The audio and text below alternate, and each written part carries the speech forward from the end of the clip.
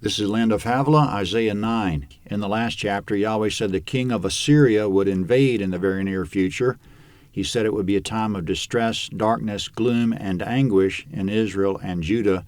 That came to pass starting about 732 BC, with Syria falling, then with Israel falling in two stages, the first in 732 and again about 721, then with Assyria invading Judah in 701. But now in this chapter, God won't let that gloom and distress stand forever. He's a God of redemption. He will not allow Israel and Judah to be permanently trodden. He'll eventually give them stunning and overwhelming victory over all nations that oppress them and over all their own sin that oppresses them. But it's going to require a Messiah that'll lead them in righteousness. Concerning that complete redemption, verse 1, "For there shall be no more gloom for her who was in anguish.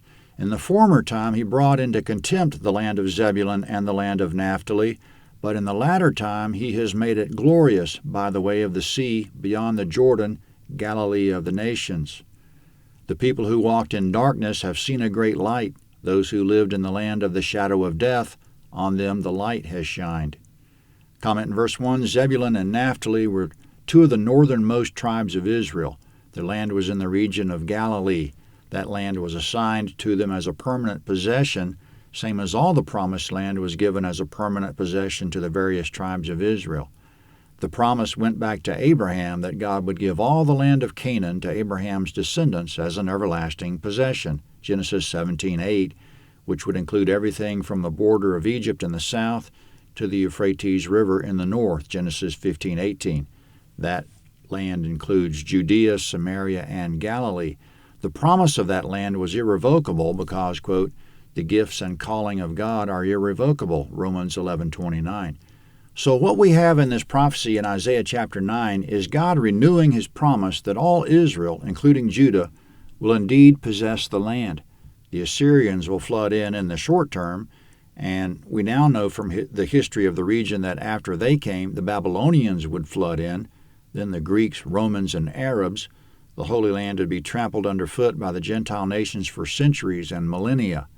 Jesus reinforced it in the Olivet Discourse that after his time the Jews would, quote, "fall by the edge of the sword, would be led captive into all the nations. Jerusalem will be trampled down by the Gentiles until the times of the Gentiles are fulfilled," end quote.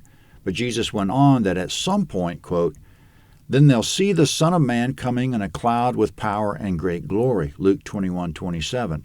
Jesus himself would arrive to redeem Israel and set up his glorious kingdom to make the trampling by the Gentiles a thing of the past and that gloom and darkness a thing of the past. In verse 1, God brought contempt on Zebulun and Naphtali, tribes of Israel, when the Assyrians carried them away captive. But in the, quote, "latter time," end quote, as verse 1 says, God will make it glorious by the way of the sea, meaning that region which is there next to the Sea of Galilee. The people who walked in darkness have seen a great light. Those who lived in the land of the shadow of death, on them the light has shined. This text out of Isaiah was quoted in Matthew 4:15 and 16, saying that it was fulfilled when Jesus came to live in Capernaum by the Sea of Galilee, that the people of the region saw a great light when he came. But it was just the dawn of that light, because in the next verse out of Matthew, Jesus preached to the people of that region, quote, "repent, for the kingdom of heaven is at hand," end quote, speaking of that light dawning more in the region, especially when he comes the second time. Now, going on in Isaiah, speaking of Jesus' first and second comings, the first being a matter of history now, and the second being a matter of the future, coming to rule in glory, initiating the millennium, verse 3. "You have multiplied the nation, you have increased their joy. They rejoice before you according to the joy in harvest, as men rejoice when they divide the plunder. For the yoke of his burden and the staff of his shoulder, the rod of his oppressor, you have broken as in the day of Midian. For all the armor of the armed man in the noisy battle, and the garments rolled in blood, will be for burning, fuel for the fire. For to us a child is born, to us a son is given, and the government will be on his shoulders. His name will be called Wonderful, Counselor, Mighty God, Everlasting Father, Prince of Peace. Of the increase of his government and of peace there shall be no end, on David's throne and on his kingdom to establish it and to uphold it with justice and with righteousness from that time on, even forever. The zeal of Yahweh of armies will perform this. Comment in verses 3 and 4, the Messiah will multiply the nation, cause rejoicing, break the yoke of burden, and break the rod of the oppressor, as in the days of Midian. It'll be similar to the time that Gideon drove the Midianites out. The Messiah will drive the Gentiles out of the land and not allow foreign nations to oppress Israel. In verse 5, armor and the blood-stained garments of war will be for burning, fuel for the fire. There'll be no war or instruments of war. Might as well burn them. Then in verse 6, unto us a child is born. That will be Jesus in his first coming. A son is given, and the government will be on his shoulders, which is his second coming. He'll govern Israel and all the world as King of Kings. His name will be called Wonderful for obvious reasons, Counselor for obvious reasons, Mighty God. This is one of the biblical proofs that Jesus is God. This is the child that was born and son that was given. He's Mighty God. No question about it by this proof and many other proofs. The child and son's also called in verse 6 Everlasting Father, another proof. And finally, Prince of Peace. He brings peace to individual hearts and peace to nations. No more inner turmoil of the individual or outer turmoil of nations. Peace and not war. The repurposing of spears for pruning hooks, the burning of armor, and so forth. To be clear, any of us is free to proclaim Jesus as our personal king now, because the unseen kingdom is already in our midst. Quote, behold, God's kingdom is within you, Luke 17:21. But in the second coming, it'll be a literal, visible kingdom. There are far too many prophecies of it to take it metaphorically. It'll be the literal kingdom of Jesus Christ on earth, with Jesus being personally present as king and ruler of Israel and the world. Then verse 7, of the increase of his government and of peace there shall be no end. It'll keep getting better and better all the time. Just when you think it can't get any better, it will. There will be no end to the increase of peace and of his government. His reserve of glory is never ending. That increase of peace and government will be on David's throne in verse 7. Jesus will occupy the throne of David over Israel, as Yahweh promised David, 2 Samuel 7:13. And in the same way David dominated many nations, and the kings of those nations served David, so the nations of the earth will serve King Jesus as the worldwide King and Lord. In verse 7, there'll be justice and righteousness, quote, from that time on even forever, end quote. It's a description of the 1,000-year reign of Jesus, Revelation 20, verse 4. But the justice and righteousness of it will extend beyond the 1,000 years into eternity future, as verse 7 of the Isaiah text says, quote, from that time on even forever, end quote. The chapter so far has been a prophecy that the distant future will be glorious, but now it's back to the gloom of the immediate future.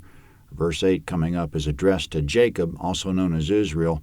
As we read through it, it becomes apparent that Yahweh is addressing all Israel, including Judah. It's a word to the northern and southern kingdoms as a whole.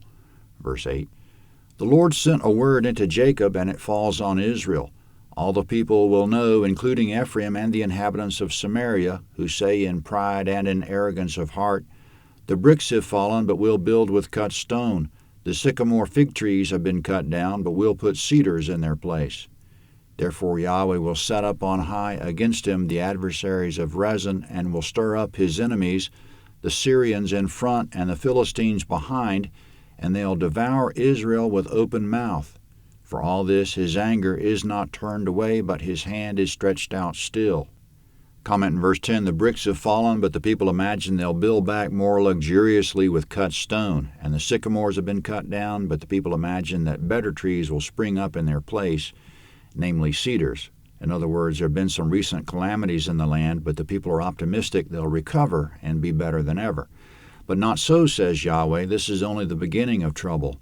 Yahweh will call their foreign adversaries against them. The Philistines have attacked on the south and the Syrians on the north, but still Yahweh's hand is stretched out against Judah and Israel. His anger against them is not quenched, though Yahweh has struck them, verse 13. Yet the people have not turned to him who struck them, neither have they sought Yahweh of armies. Therefore Yahweh will cut off from Israel head and tail, palm branch and reed in one day. The elder and the honorable man is the head, and the prophet who teaches lies is the tail. For those who lead this people lead them astray, and those who are led by them are destroyed. Therefore the Lord will not rejoice over their young men, neither will he have compassion on their fatherless and widows. For everyone is profane and an evildoer, and every mouth speaks folly. For all this his anger is not turned away, but his hand is stretched out still. Comment in verses 13 to 17, though Yahweh is angry, Israel doesn't repent. They keep provoking him. Therefore Yahweh will cut off head and tail, palm branch, and reed in one day. These are metaphors that Yahweh will cut off everyone in the land, because in verse 15, Yahweh gives a definition of the head and tail. The head represents the elders and honorable men. Not that there are any true elders or truly honorable men. And the tail represents the prophets in verse 15. Not that they really are prophets, but the people think they are. The prophets teach lies in verse 15. They're false prophets. In verse 16, the elders, honorable men, and prophets lead them astray. It's the blind leading the blind. In verse 17, Yahweh takes no pleasure in the young men either. And on the bottom end of the social scale, he won't have compassion even on the fatherless children or widows, because from top to bottom they're profane and do evil. Every mouth speaks folly. For all this, meaning because of all this evil, Yahweh's anger isn't turned away or his hand of anger withdrawn from them.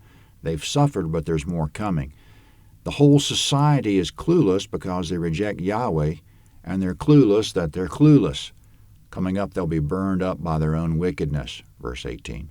For wickedness burns like a fire. It devours the briars and thorns. Yes, it kindles in the thickets of the forest, and they roll upward in a column of smoke.